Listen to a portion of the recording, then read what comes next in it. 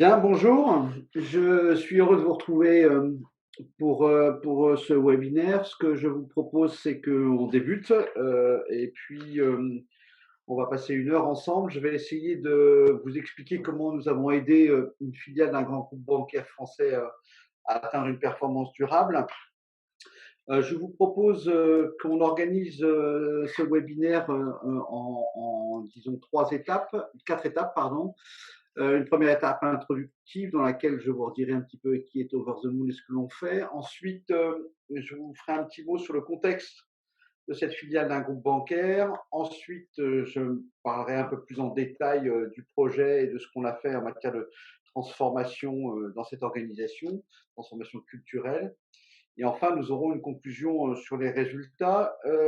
Un petit rappel technique important pendant notre conversation. Vous avez la possibilité d'avoir une petite fenêtre pour me poser des questions écrites si vous le souhaitez pendant que je déroule cette présentation et j'essaierai d'y répondre en fin de présentation vers 11h45 ou midi. Voilà, j'espère que vous allez profiter de ce moment et que nous allons passer un moment ensemble courant. Alors, d'abord, je vais me présenter. Ça fait maintenant plus de 30 ans que je crée des entreprises. Over the Moon est ma troisième entreprise.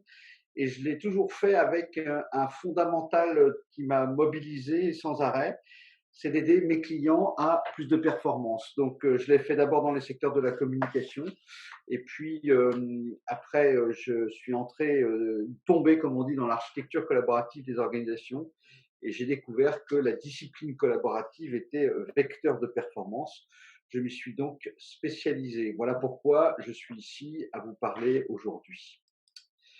Alors, d'abord, qui sommes-nous Chez Over the Moon, nous avons une conviction extrêmement forte, extrêmement importante. Notre devise, c'est « Rien n'arrête les équipes qui savent collaborer ». Qu'est-ce que ça veut dire? Ça veut dire que vous avez face à vous une équipe de personnes expérimentées, des pionniers, des gens qui sont passionnés par le collaboratif et surtout qui ont cette conviction que le collaboratif permet d'augmenter la performance durablement des entreprises. Nous sommes donc convaincus effectivement que les organisations qui sortent du lot actuellement sont véritablement les organisations qui travaillent en mode collaboratif. Et ce que nous faisons, nous, quotidiennement, c'est que nous essayons d'installer cette culture collaborative au sein des organisations. C'est une pratique quotidienne qu'il est nécessaire de confronter au réel de l'organisation.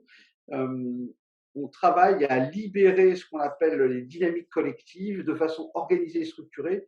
Tout ça se fait dans un cadre de travail qui est extrêmement précis et ça permet de gérer au mieux, avec le plus de performance possible, les projets les plus complexes. Voilà pour Over the Moon en quelques mots. Alors, qu'est-ce que ça veut dire de traduire cette expression collaborative dans l'organisation? On le fait, nous, autour, je dirais, de trois grandes plateformes, trois grandes offres.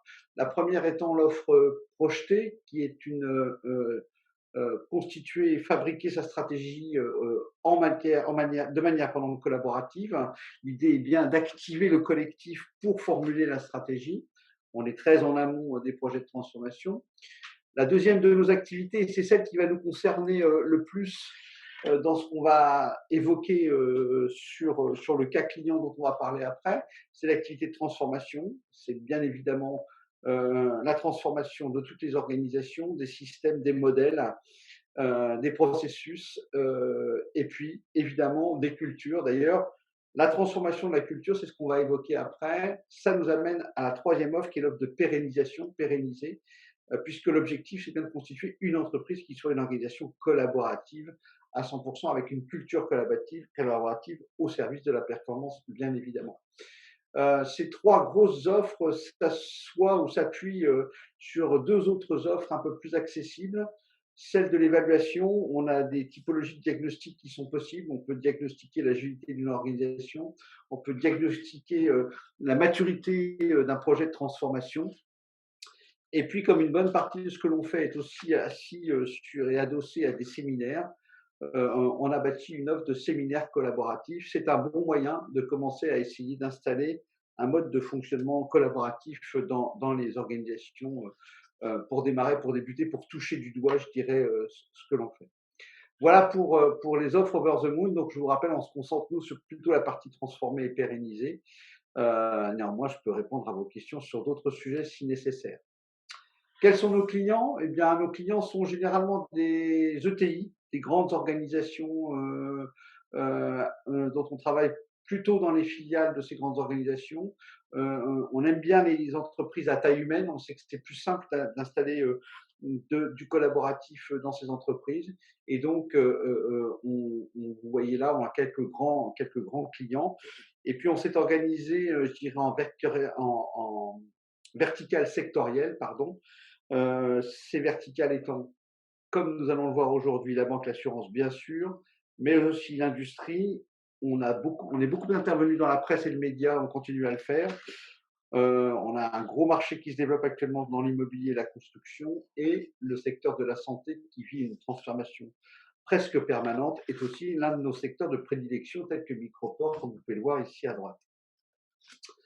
Voilà en quelques mots qui est Over the Moon, ce que l'on fait, comment on travaille ensemble. Maintenant, je vous propose qu'on passe à ce qui nous intéresse le plus, ce qui va nous occuper au moins pendant une bonne demi-heure, c'est-à-dire la situation initiale de l'entreprise dont je souhaitais vous parler, qui est donc une filiale d'un grand groupe bancaire. C'est une filiale Capital Investissement et Finance d'un grand groupe bancaire. Cette filiale a connu en 2013 un moment extrêmement compliqué, un investissement un peu hasardeux lui a fait perdre quelques dizaines, voire centaines de millions. Et donc, en 2013, on se sépare du COMEX et on fait venir un nouveau directeur général, un directeur qui vient du groupe et qui va réorganiser intégralement cette société de capital investissement pour la remettre en ordre de marche et éponger une partie de la dette qu'elle aura contractée en 2013 à cause de ce mauvais placement. Ça nous amène en 2018, en fait fin 2017, dans laquelle ce nouveau directeur général a restructuré, a ramené à l'équilibre l'organisation et se pose à lui maintenant la question de lancer un programme de croissance et de performance durable, programme qu'il a appelé et qualifié sous le nom de Proxima. Alors pour ceux que ça intéresse, Proxima, c'est l'étoile qui est la plus proche du Soleil. Et c'est suite à une intervention qu'il avait entendue de l'astronome français Jean-Louis Etienne, qui lui avait dit Proxima reste l'étoile qui est la plus proche du Soleil, mais celle qui s'en protège le mieux. Et il trouvait que c'était un bon objectif à atteindre que de se rapprocher du Soleil. D'où le nom de Proxima. Il a fixé un objectif à 2 ans qui était extrêmement clair, mais son problème, c'était comment je fais, qu'est-ce que je dois changer dans mon organisation pour que mon objectif puisse atteindre et que je puisse rentrer dans une croissance et une performance durable. Donc, il avait un problème sur la route pour y aller. Et surtout, il avait un problème sur les cultures qui composaient son organisation, puisqu'il avait une organisation qui fonctionnait avec 2 typologies de métiers très différentes.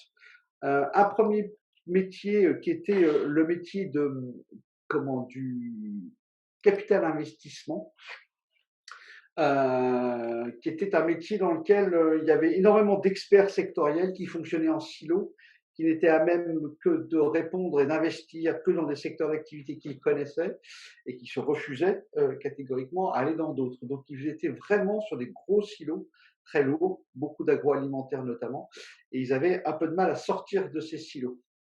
De l'autre côté, il y avait une activité de fusion-acquisition où là, dans ce métier-là, on est plutôt un indépendant. On parle même de boutique et de boutiquier pour les concurrents des grands réseaux bancaires.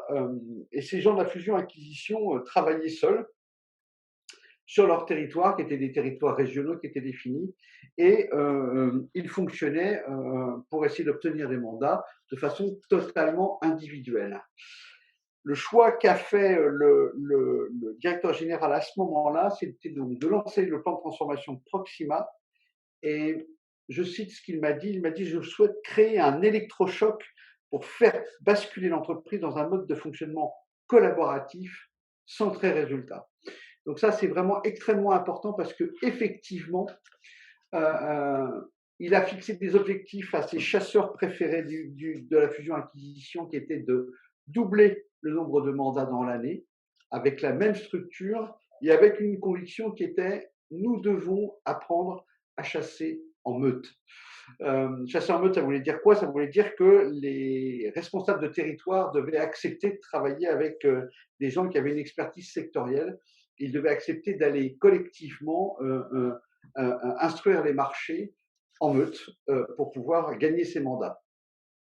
De l'autre côté, il a demandé à ses experts sectoriels du capital investissement de se réorienter client. Qu'est-ce que ça veut dire quand on est dans le capital investissement que de se réorienter client? Ça veut dire qu'on doit retourner chercher des fonds, augmenter fortement le rythme de levée de fonds et accélérer les investissements rentables et durables, puisque plus vous levez de fonds, plus vous avez besoin d'investir. Donc il y avait une orientation client nouvelle à retrouver et on verra comment ils l'ont fait de façon collaborative. Alors, dans la phase suivante, nous allons entrer dans concrètement ce qu'on a fait. Donc la demande était: j'ai un objectif bien clair, rétablir une croissance et un développement durable avec une forte rentabilité. De l'autre côté, je ne sais pas quel chemin emprunter pour faire travailler collectivement et de façon collaborative les équipes qui doivent avancer dans ce secteur. Bref, nous devions faire et répondre à la question suivante: comment une organisation d'indépendants centrée sur leurs résultats individuels, qui était véritablement la culture de cette entreprise de 200 personnes, est devenue une entreprise collaborative, collectivement durable et performante, parce que, nous le verrons tout à l'heure, c'est le résultat que nous avons atteint. Alors avant qu'on démarre un peu plus dans le détail sur ce qui concerne cette filiale de groupe bancaire, dont le périmètre était à peu près 200 personnes, je vous le disais tout à l'heure, sur le territoire de la France, je voudrais revenir sur quelques convictions concernant la performance. On parle de performance collective et ce qui est sûr, certain même, et c'est ce qui existait là, c'est que la performance collective est une somme de performances individuelles au service d'un objectif commun et partagé. J'insiste, commun et partagé. C'est-à-dire que si on n'est pas tous alignés sur ce même objectif, on aura du mal à mettre en œuvre notre intelligence collective. D'autre part, et c'est un point important, je vais rentrer dans le détail de ça un petit peu plus longuement juste après, un changement de culture, puisque là on parlait vraiment de changement de culture, on passe d'une culture d'indépendance, d'autonomie à une culture collective, au profit d'un fonctionnement collectif et collaboratif. Ça doit suivre une trajectoire qui est extrêmement précise. C'est cette trajectoire que je voudrais vous partager juste après. Donc, comment on fait pour changer une culture? En tout premier lieu, il faut comprendre que sur un axe entre le formel et l'informel, et à l'horizontale entre l'explicite et l'implicite, une culture d'entreprise, elle est forcément implicite et informelle, quelle qu'elle soit. Et pour pouvoir faire évoluer et changer cette culture d'entreprise, il va falloir qu'on commence par expliquer. Expliquer, ça veut dire quoi? Donner du sens.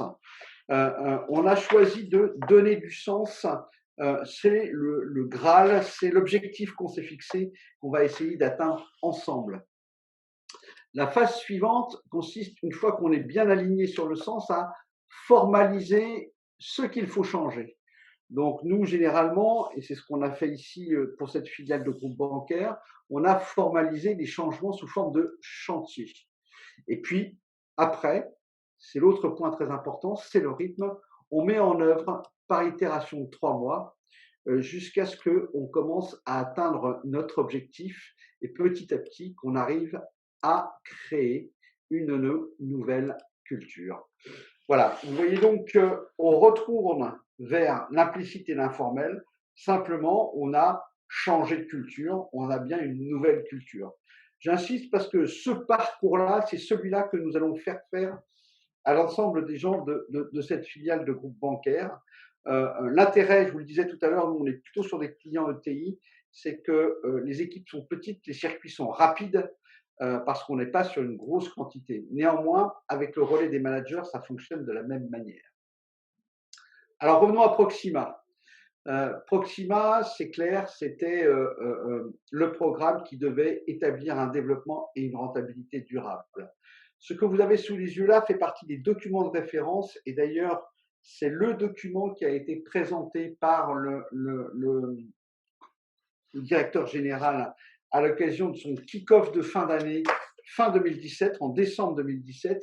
Il présente cette route à l'étoile en disant voilà, nous allons procéder de la manière suivante pour établir un développement et une rentabilité durable et nous allons le faire en installant un mode de fonctionnement collaboratif. La première étape de ce développement, ça consiste à dire, ben, c'est simple, nous allons entrer, nous allons faire un groupe de cadrage qui va réfléchir à ce qu'il faut changer. Il a donc, en décembre 2017, lancé un appel à volontaires, puisque ce que l'on cherche, ce sont des gens qui sont engagés, qui sont synergiques avec le projet. À l'occasion de ce kick-off, il a demandé aux gens qui étaient en face de lui, rejoignez-nous, qui que vous soyez, quel que soit votre niveau de hiérarchie dans l'organisation, vous pouvez participer au groupe de cadrage si vous pensez qu'on peut établir et développer une rentabilité durable grâce à un mode de fonctionnement collaboratif.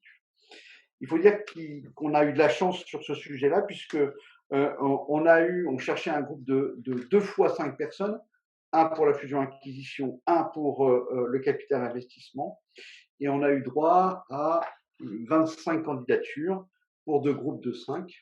Il a donc fallu qu'on fasse un peu de sélection, mais on a gardé les plus énergiques, les plus disponibles aussi, parce que, vous le voyez, entre le 16 février, date du protocole de cadrage, et le 6 mars, il fallait aller vite, il fallait aller très très vite pour pouvoir avancer sur ce travail.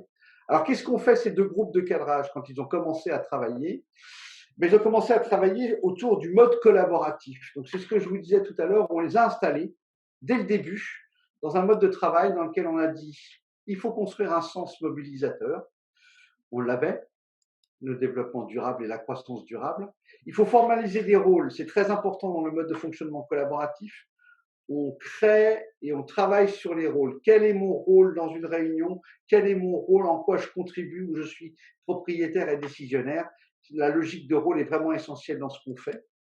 On a évidemment installé un rythme. Donc, l'idée, c'était de projeter un rythme par épisode collectif de moins de 3 mois. Et puis surtout, parce que c'est ça qui est le plus important, on s'est appuyé sur le moteur de la collaboration, qui est la controverse. Alors, qu'est-ce que ça veut dire controverse? Et pourquoi parle-t-on de controverse plutôt que de parler de collaboratif ou de participatif, etc., etc. Parce que dans le mode de fonctionnement collaboratif qui est le nôtre, on installe ce qu'on appelle une controverse fertile. L'objectif de la controverse, ça n'est pas que de débattre, de discuter, d'échanger, mais c'est bien de débattre, de discuter, d'échanger pour obtenir un résultat. La controverse n'a qu'un seul et unique objectif, servir le résultat qu'on s'est fixé. Et c'est là que le mode collaboratif fait performance. C'est par l'installation de cette controverse, cette logique de controverse performante, que la performance des équipes s'améliore. C'est parce que quand elles travaillent ensemble, elles ne travaillent que dans un objectif commun de résultat. Ça, c'est le schéma général de ce que c'est que le collaboratif. Après, nous avons une façon bien à nous de regarder une organisation. Donc, comme vous avez pu le voir dans le schéma précédent, l'organisation, elle était à un état A. Elle était construite autour des 3 grands principes de l'organisation. C'est en tout cas comme ça chez Over the Moon que nous regardons chacune des organisations. Quand je parle d'organisation, c'est bien sûr les entreprises, mais ça peut aussi être des organisations collectives, type partis, syndicats, voire associations globales. C'est une organisation qui travaille ensemble. Cette organisation, elle a d'abord et avant toute chose une raison d'être. Cette raison d'être, elle porte le pourquoi de l'existence de cette organisation. Ensuite, elle travaille à partir de processus. On voit qu'il entre dans l'organisation quelque chose, il en ressort autre chose. C'est un produit ou un service quand c'est le cas d'entreprise. C'est un service complet quand c'est le cas d'organisation à but non lucratif. Quoi qu'il en soit, il existe et il doit y avoir dans cette organisation des processus qui permettent de faire avancer l'organisation, de transformer ce qui rentre et ce qui sort de cette organisation. Et enfin, le plus important, le socle, l'essentiel pour nous, cette organisation, elle s'appuie sur une raison d'être, sur des processus, mais surtout sur des organes. Et dans les organes, nous entendons les organes évidemment humains, les hommes, les femmes qui portent le fonctionnement de l'entreprise, mais aussi les organes dits non humains. L'exemple des systèmes d'information et de la digitalisation du monde reste le meilleur exemple de tout ça. Alors, qu'est-ce qui se passe autour de cette organisation? Eh bien, elle a un nouveau besoin. C'était le cas de ce qui se passait pour notre filiale de groupe bancaire. On était dans une organisation qui devait se transformer pour pouvoir aller capter plus de valeur sur le marché avec la même structure et un mode de fonctionnement différent. Donc, on a formalisé, et c'est le premier travail qu'ont fait les groupes de travail différents.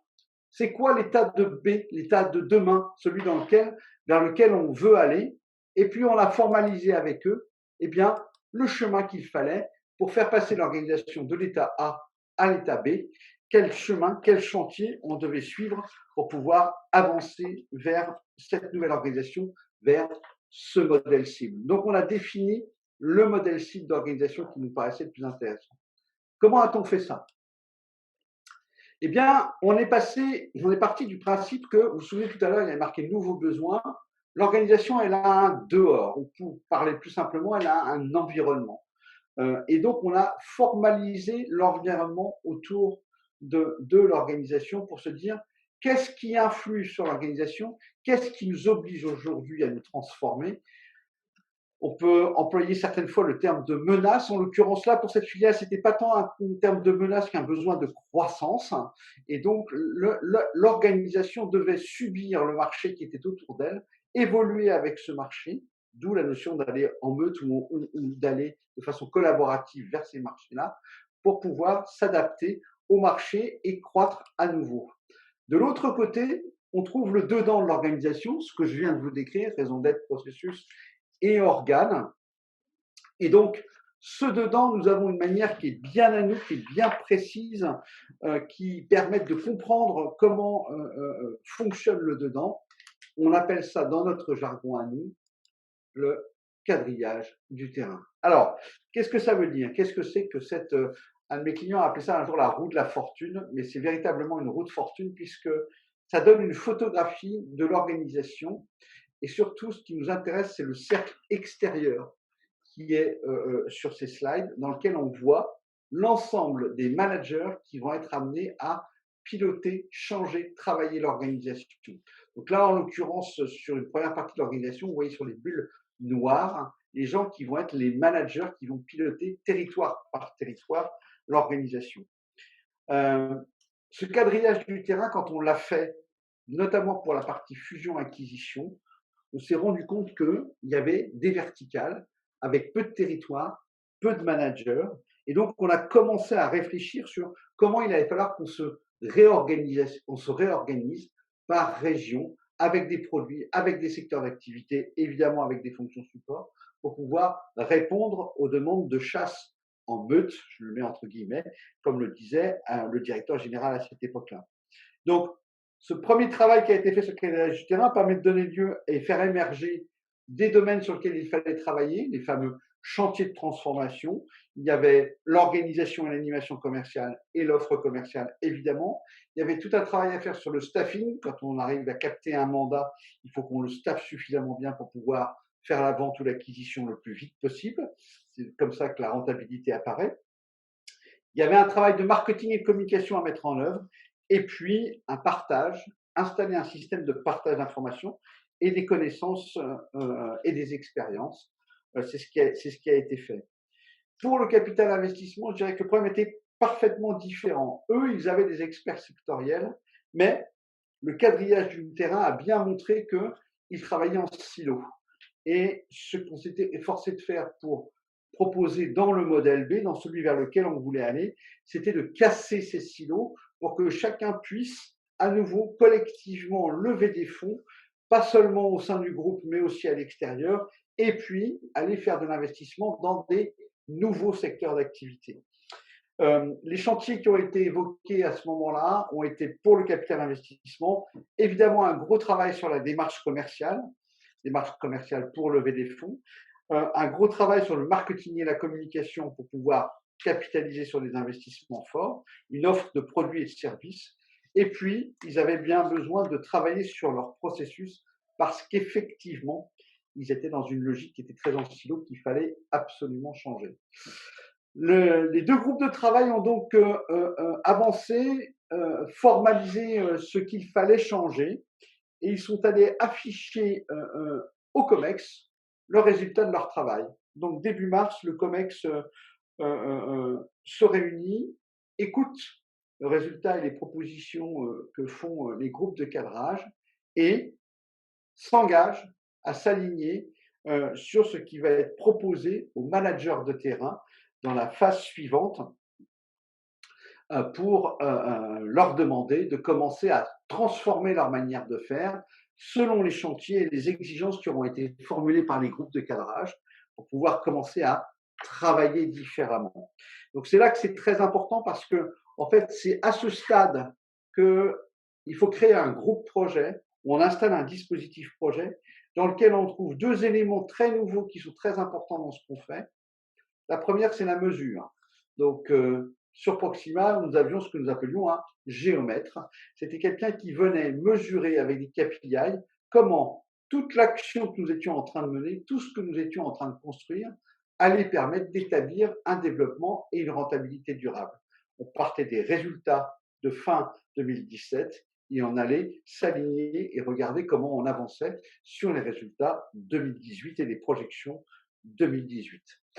Donc, on se retrouve à cette étape-là avec un dispositif projet, un directeur de projet, un géomètre, un chargé de communication, puisqu'il était important pour nous d'organiser la possibilité que chacun puisse, être conscient des avancements qui se passaient sur le terrain. Comme on allait commencer à descendre sur les différents territoires, il était vraiment très important qu'on puisse commencer à regarder de façon un tout petit peu différente les résultats des uns et des autres, comment les choses étaient en train de changer. Donc, on se retrouve dans ce séminaire de managers qui est à la mi-mars, dans lequel les porteurs de chantier viennent afficher à l'ensemble des managers de terrain, donc ils étaient une petite vingtaine en l'occurrence dans cette filiale, pour leur dire voilà ce que sur votre territoire, avec votre équipe, vous allez devoir changer dans votre manière de faire. Et c'est là que c'est vraiment très très important parce que non seulement on leur exprime un certain nombre d'exigences de transformation, mais on leur demande ensuite d'aller vers une organisation dans laquelle ils vont devoir formaliser un plan d'action qu'ils viendront présenter le 3 mai, c'est-à-dire un peu plus de 6 semaines plus tard, dans un séminaire d'engagement. Ils devaient donc sortir de leur zone de confort, aller porter auprès de leurs équipes de terrain ce qu'il fallait changer et construire un plan d'action qu'ils allaient venir partager les uns avec les autres, sachant que bien évidemment, les modèles cibles que nous avions fixés faisaient que ces managers allaient devoir travailler de plus en plus souvent les uns avec les autres. Je m'arrête un tout petit peu là parce qu'en fait, cette phase-là, entre le séminaire de lancement des managers et le séminaire d'engagement des managers, c'est ce qui fait qu'on installe une première phase de mise en œuvre du collaboratif au sein de l'organisation. Je vais vous détailler après parce que c'est vraiment très important. Chacun des managers va donc devoir travailler sur des nouveaux modes de fonctionnement. Ils vont le faire par séquence de 2 semaines, hein, et puis ils vont petit à petit commencer à avancer sur leur plan d'action. Alors comment ça se passe? Eh bien, il faut que je comprenne d'abord et que je formule d'abord le sens auprès de mon équipe, et donc je formule quels sont les objectifs. Qu'est-ce que ça veut dire pour moi que d'aller vers une croissance et un développement durable? Qu'est-ce que ça veut dire pour moi d'entrer dans un mode de fonctionnement collaboratif? Quel impact la transformation va avoir sur mon fonctionnement quotidien? Ai-je besoin d'un certain nombre de choses, de ressources, de moyens, d'organes non humains pour pouvoir travailler mieux, atteindre l'objectif qui m'est fixé? Donc, dans un premier temps, Les équipes d'Overnoon ont travaillé avec chacun des managers de façon individuelle. Ce que vous voyez en bas du schéma qui s'appelle FLM, ça veut dire Frontline Manager. Ce sont les managers de première ligne dont je vous ai parlé tout à l'heure, qui étaient présents sur le quadrillage du terrain, ceux qui opérationnellement vont rentrer dans cette phase de transformation et permettre de pouvoir changer les choses. Donc dans la phase 1, on prépare avec le manager. La première étape de ce qu'il va faire, il va réunir son équipe et il va formuler à son équipe une demande. Cette demande, elle est issue des exigences de transformation que chacun des porteurs de chantier et de solutions leur ont expliqué dans la phase initiale d'affichage, dans le séminaire d'affichage dont je parlais tout à l'heure. La phase suivante, c'est l'étape 2.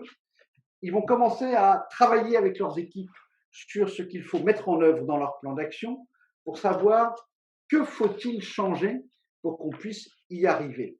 Et ce qu'il faut changer, ben parfois ça pose des problèmes, parfois il y a des points de blocage.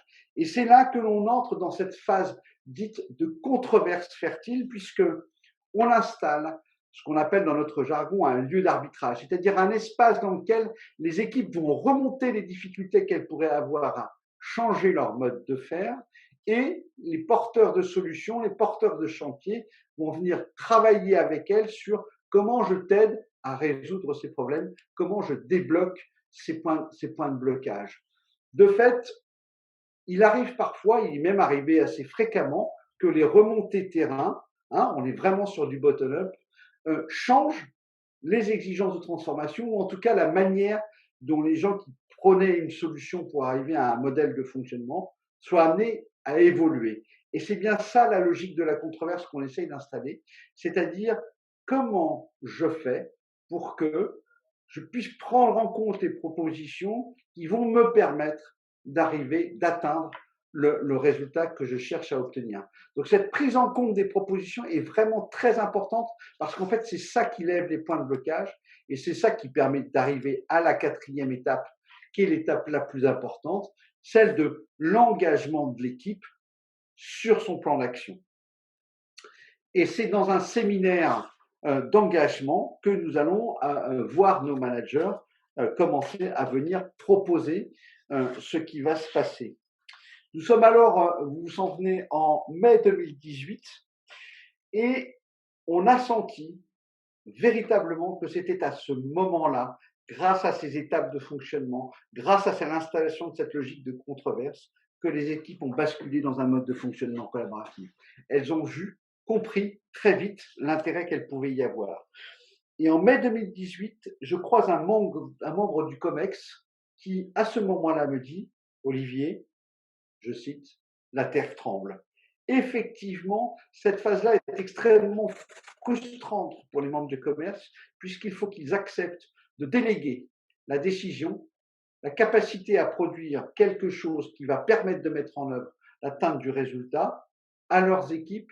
Ils doivent instaurer une confiance. Et c'est ça qui crée de la dynamique, l'énergie incroyable qui s'est dégagée à ce moment-là. Donc, quand on est dans cette phase-là, je vais faire un tout petit aparté, on tombe dans ce que nous appelons, nous, la bulle de la transformation. Donc, l'objectif, c'est bien de se dire que dans une même bande passante, les gens vont devoir changer leur manière de faire. Alors, qu'est-ce qui se passe? Eh bien, je suis en train de travailler avec des hauts et des bas, plus ou moins d'accentuation par moment. Et là, ce qu'on me demande dans le plan d'action que je vais commencer à faire pour préparer le changement, c'est d'augmenter mon travail. Donc, on empile effectivement un ancien mode de faire avec un nouveau mode de faire. On empile des anciens processus avec des nouveaux processus, des modes individuels avec des modes collectifs. Et donc, il y a un surcroît de travail, il y a une surchauffe qui importe. C'est ce qu'on appelle gérer la bulle. Il faut arriver à gérer le plus vite possible la bulle pour pouvoir obtenir des résultats qui vont me ramener vers un mode de fonctionnement qui sera un mode de fonctionnement beaucoup plus simple et qui me ramènera au fait que j'ai bien basculé, j'ai bien changé mon mode de faire, mais je me retrouve dans une bonne passante qui reste la mienne. On va donc arriver à la phase suivante. Vous vous souvenez qu'on était au séminaire d'engagement des managers. Eh bien, ces managers, à la fin de leur séminaire d'engagement, on va leur donner une date de rétrospective. Cette date de rétrospective, en fait, c'est la date à laquelle ils vont venir partager la première itération de mise en œuvre qu'ils auront fait. Les plans d'action sont là. Maintenant, il ne reste plus qu'à faire. Il ne reste plus qu'à trouver le moyen de réaliser ce qui doit être fait pour que on change notre manière de faire, on devienne plus rentable et avec une logique de croissance durable. Donc, on est bien en train de mettre en œuvre ce qu'on a décidé qu'on allait faire. Et c'est là que c'est vraiment très important aussi, c'est que on va travailler pendant 3 mois à peu près, hein, vous voyez, du 3 mai au 11 juillet, 2 mois et demi, pendant lesquels on va mettre en œuvre ce qu'on a décidé de faire. Et là, on va voir que il y a des choses qui marchent, puis il y a des choses qui marchent pas.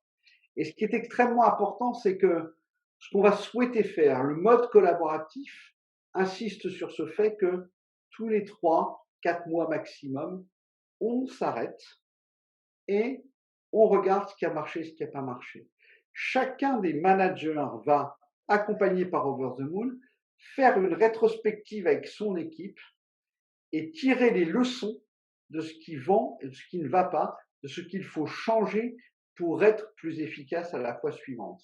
Et comme on est dans un mode collectif, chaque manager viendra avec l'ensemble de son équipe et tout le personnel se réunir le 11 juillet dans un immense barbecue dans lequel, dans la journée avant, on aura travaillé à partager ce que nous avons réussi, pas réussi.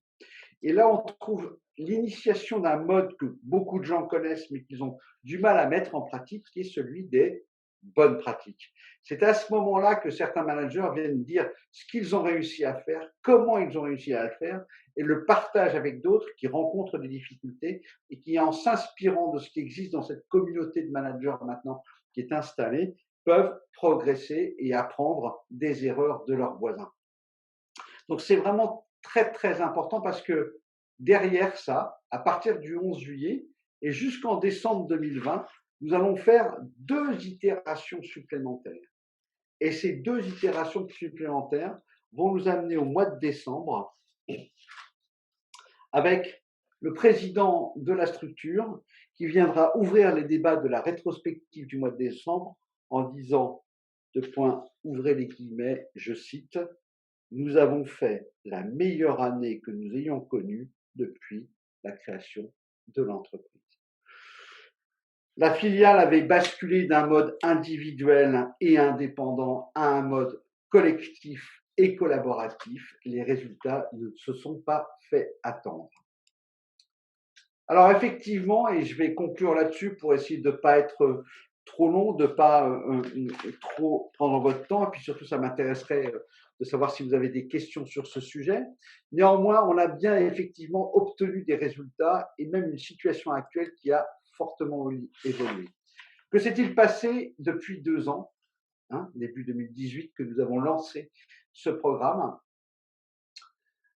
Sur l'activité d'investissement, nous sommes passés d'un fonds d'investissement de 1 milliard à 1,8 milliard et nous sommes passés à un rythme de levée de fonds de 2 par an, alors que précédemment, les levées de fonds étaient essentiellement faites tous les 3 ans et plutôt dans le groupe, alors que maintenant, ce sont des investissements qu'on appelle différenciés, c'est-à-dire qu'ils vont lever des fonds, y compris en dehors du groupe.